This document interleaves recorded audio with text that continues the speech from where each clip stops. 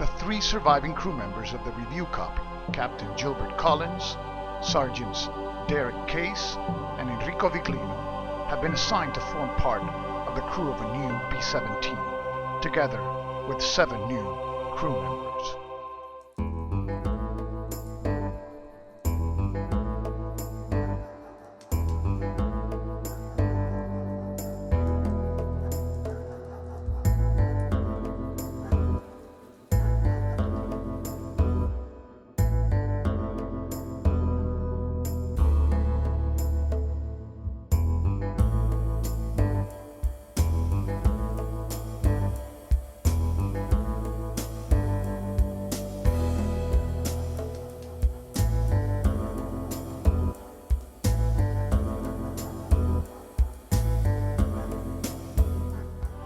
Diamond Lucy is about to take off in B-17, Queen of the Skies.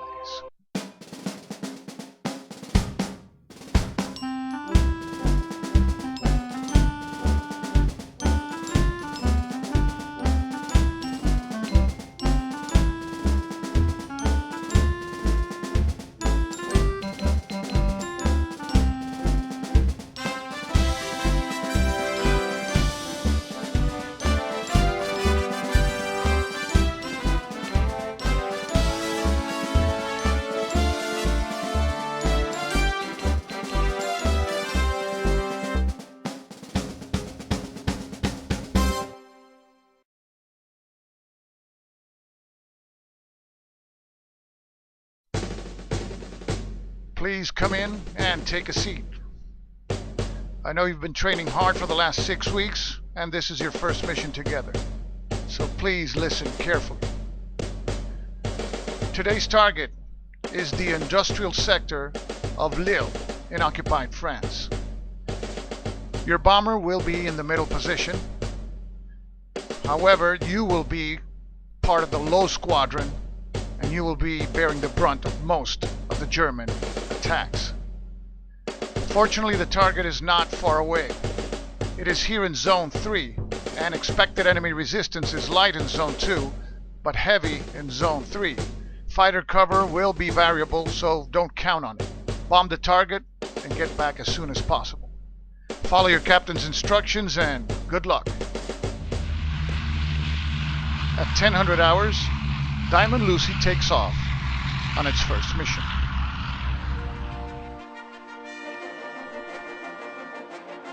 The crew is eager for action, and morale is high.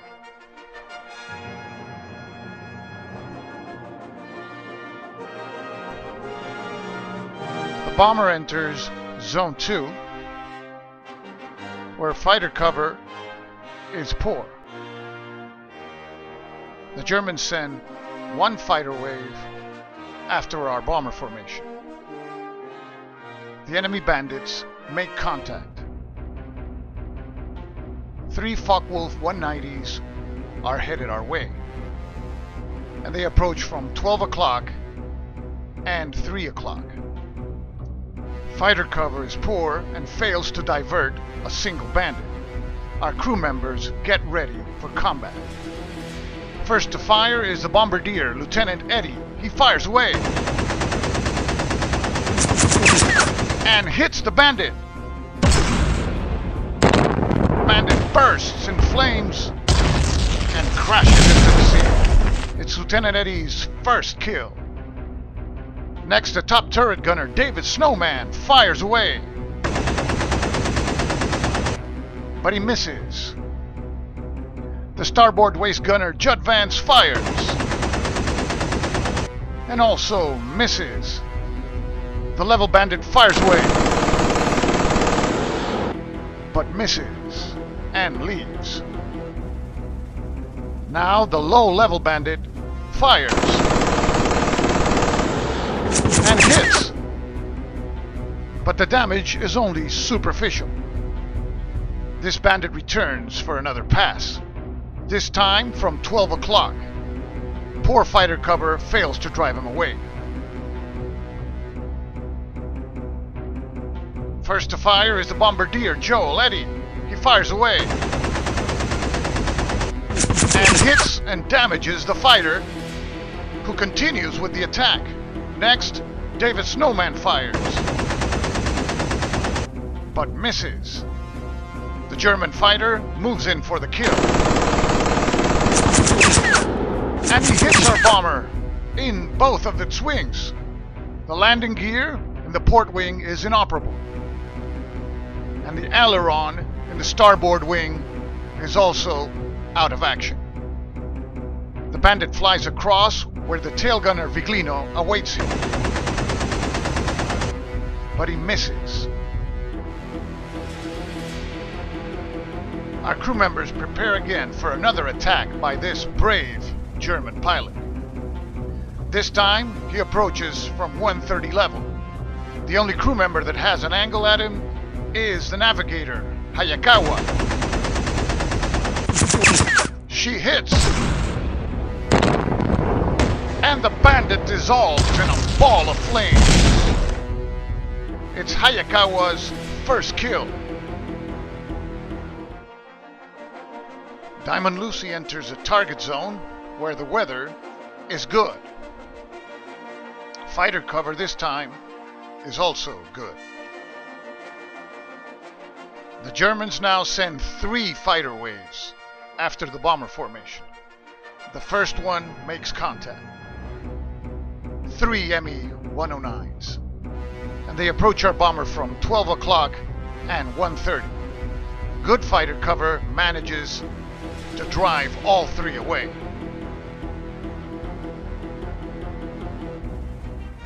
No time to relax because the second wave makes contact. This time 2 109s and a 110, attacking from 10:30 and 12 o'clock. Good fighter cover only manages to drive the 110 away. Our crew members are ready in their stations. First to fire is the bombardier, Joe Eddy, but he misses. Next, Snowman fires, but he also misses. Lieutenant Hayakawa fires at the 1030 bandit, but she also misses. The 12 o'clock bandit moves in and hits the nose section. The bombardier, Joe Eddy, is hit. He is killed in action. He's the first casualty aboard Diamond Lucy. The bandit flies across. Tail gunner Viglino fires, but misses. The 1030 bandit moves in for the attack. He misses and leaves the action. The successful bandit comes in for another attack from 1030. Our crew prepares once again. Once again, the only crew member that has a shot at the bandit is Lieutenant Hayakawa. She fires away and hits and blows the fighter into pieces. It's the second kill for Lieutenant Hayakawa. Still no time to rest. The third wave now hits. 2 Focke-Wulfs approach our bomber from 12 o'clock and 1:30, both level. Good fighter cover scares the 130 bandit away. Our crew prepares yet for another round of combat. Lieutenant Hayakawa moves to the nose gun position. She fires away, but misses. Next, the top turret gunner, Snowman. He also misses. The Focke-Wulf moves in and fires, but misses. He flies across. The tail gunner, Viglino, fires away, but he misses. Our bomber flies over the target area, which is ridden with heavy flak.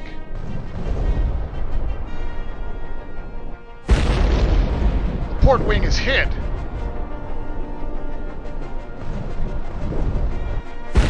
And so is the tail section. The tail gunner is seriously wounded.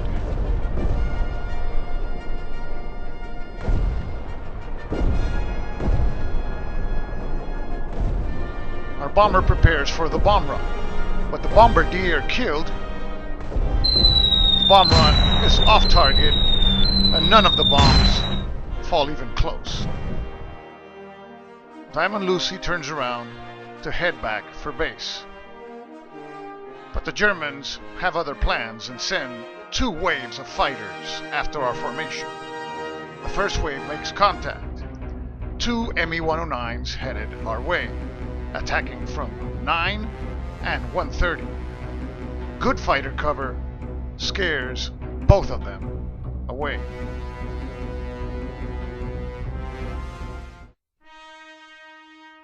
No time for rest because the second wave hits. This time 4 Focke-Wulfs are headed our way. And they approach our bomber from 9, 12, 130, and 3 o'clock. Good fighter cover manages to drive the 130 Bandit away. And our crew prepares for one more round of combat. This time, with the tail gunner seriously wounded, there will be no fire from his position. First to fire is Lieutenant Hayakawa. She fires at the 12 o'clock Bandit, but she misses. Next, the port waist gunner Schmidtgen spray fires, but the 9 o'clock Bandit continues its approach. Snowman spray fires and hits the Bandit and blows him from the sky. It's Snowman's first kill. Waist gunner Vance spray fires, but he misses. Next, ball gunner Barry spray fires at the Bandit, and he also misses. The 12 o'clock Bandit fires away and hits our bomber in the nose section, but the damage is superficial. This Bandit will come back. 3 o'clock Bandit fires, but misses and leaves the action. The 12 o'clock Bandit returns for another attack.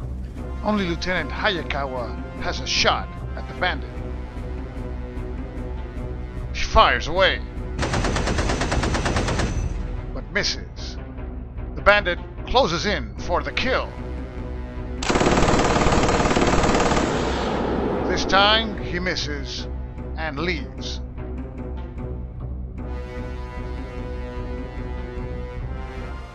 The Diamond Lucy moves into Zone 2, where the fighter cover is fair. The Germans send yet another wave of fighters, which makes contact. This time 1 Focke-Wulf and 2 109s, attacking from 12, 130, and 3 o'clock. Fair fighter cover fails to pull any of the bandits away. Our tired crew prepares for yet another round of combat. Lieutenant Hayakawa moves back to the starboard cheek machine gun.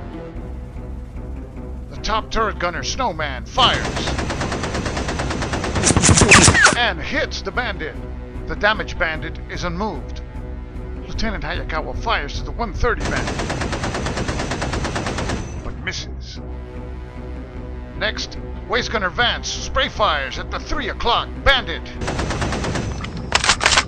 but his machine gun jams. In a last-ditch effort to scare the 3 o'clock Bandit away, the ball gunner Barry spray fires and hits the Bandit. The Bandit is breaking off, but before he attacks and hits the bomber in 2 places, including the radio room, but damage is superficial. The 12 o'clock Bandit fires. He misses and he leaves the battle. The last bandit at 130 fires away, but misses and leaves. Diamond Lucy finally enters the protection of Zone 1, where the weather is good. With landing gear and aileron damage, landing is no sure thing. Our bomber approaches the airfield. And landing is successful for crew and bomber. In its first mission, Diamond Lucy failed to deliver bombs on target. It sustained serious damage to its wings, but 2 of its crew members shot down 3 enemy aircraft. However, the crew lost its bombardier, killed in action. Another crew member, tail gunner Viglino, sustained serious wounds. He recovered, but he will not fly again. The crew members are given very little time to mourn their loss. They stand ready for their next mission in B-17, Queen of the Skies.